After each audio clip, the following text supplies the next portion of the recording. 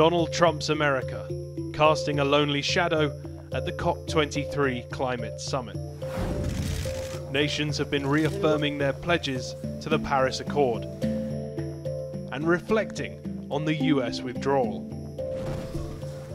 The rest of the world moving toward unity in the face of climate change. وأنا أؤكد أن الجمهورية العربية السورية تدعم تنفيذ اتفاق باريس لتغيير المناخ. But the world's new climate agenda is anything but certain, and skeptics believe it might not be ambitious enough to bring about real change.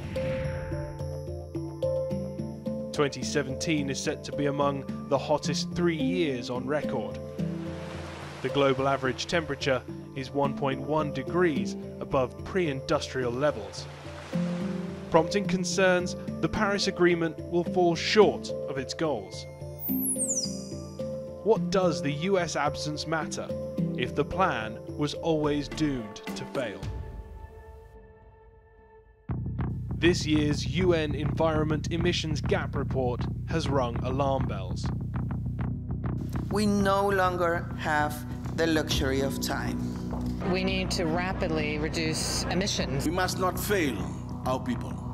The report warns that pledges in the Paris Agreement covers only 1/3 of emissions reductions needed, and that the gap between what's required and the national pledges made in Paris is alarmingly high. Our world is in distress from the extreme weather events caused by climate change. Destructive hurricanes, fires, floods, droughts. Negotiations to close the gap are likely to be difficult. The US has already set a precedent for countries who feel the terms are unfavourable.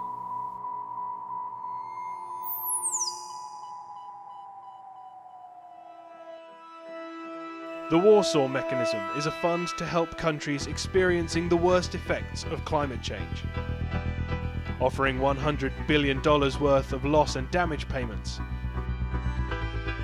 But there's disagreement over how it should be spent. Big polluters expect money to be spent on mitigation, making changes to reduce emissions. But small, developing nations want to spend the funds on adaptation, overcoming current adverse climate conditions.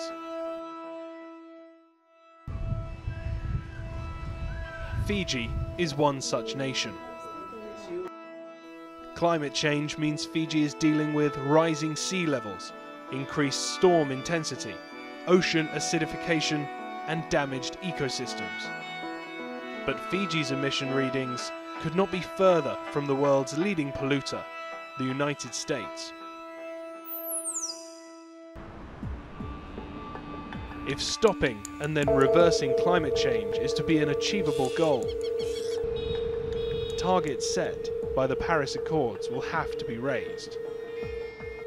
That will require a cohesive strategy, one that will ask much of the Accord's signatories.